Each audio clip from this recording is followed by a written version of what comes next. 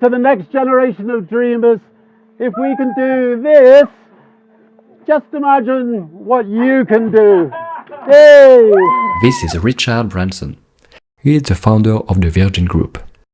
He's worth $2.5 billion, he's been to space, and he's living an incredible life on his own island in the Caribbean. But do you know what he did to acquire such a beautiful island at a discounted price? He had just completed his dream to own an island only by... Hey guys, welcome on his channel. Today I'm sharing an important lesson on a trick billionaire Richard Branson did to acquire his private island. It is a trick you can use to improve and spice your everyday life. Sounds good to you? Let's go!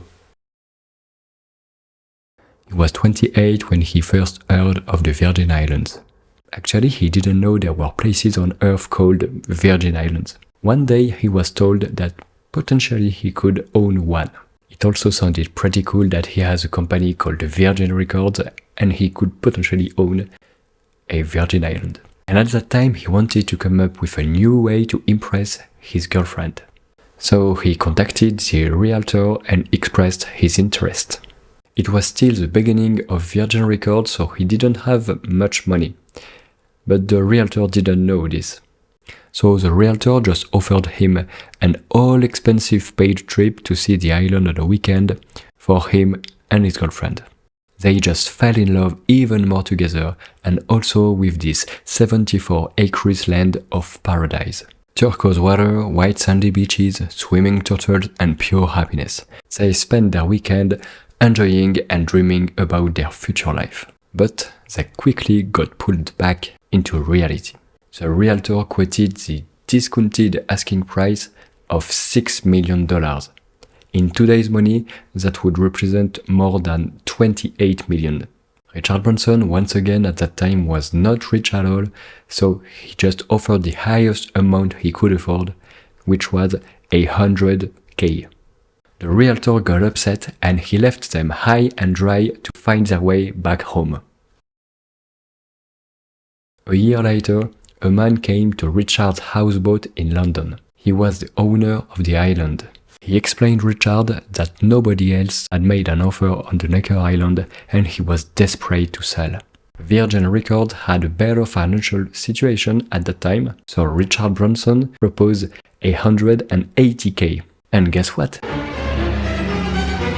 The seller agreed and they both went happy with the sale. He had just completed one of his dreams, that is to own a paradisiac island, only by daring to ask things that seemed ridiculous to others. He married his wife on this island, his 2 children grew up here, and his daughter even also married here.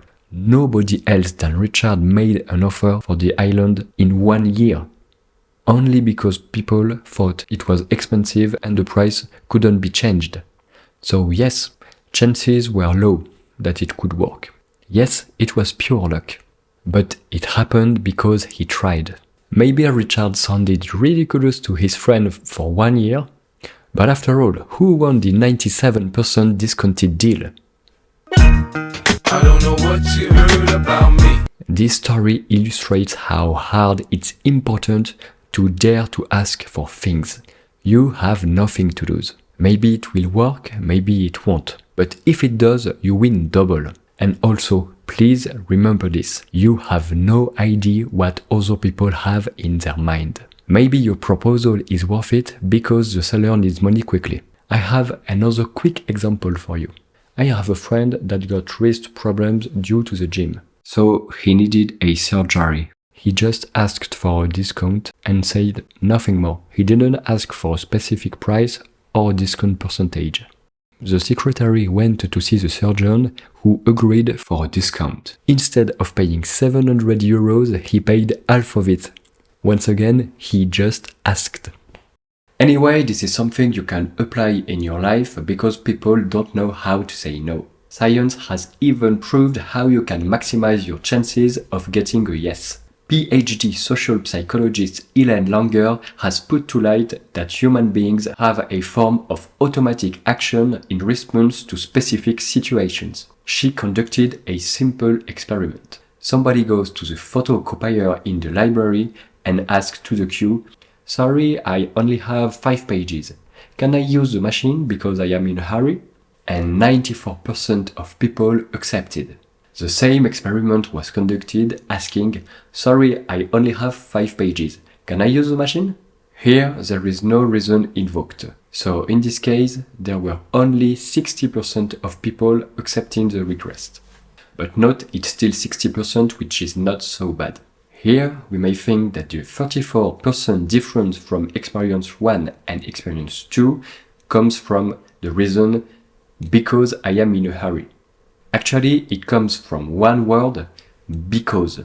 Ellen Langer did a third experiment to demonstrate that the great results came from the word "because" and not from the reason itself. So for the third experiment, the request was, "Sorry, I only have 5 pages. Can I use the machine because I need to make photocopies?" Here the reason is completely absurd, and yet the results are hilarious. 93% of people accepted, just like in the first experiment with a real request. By the way, if you're interested in this subject, you can read Influence, the Psychology of Persuasion from Robert Cialdini. It explains really well how our brains are set and how we can get tricked.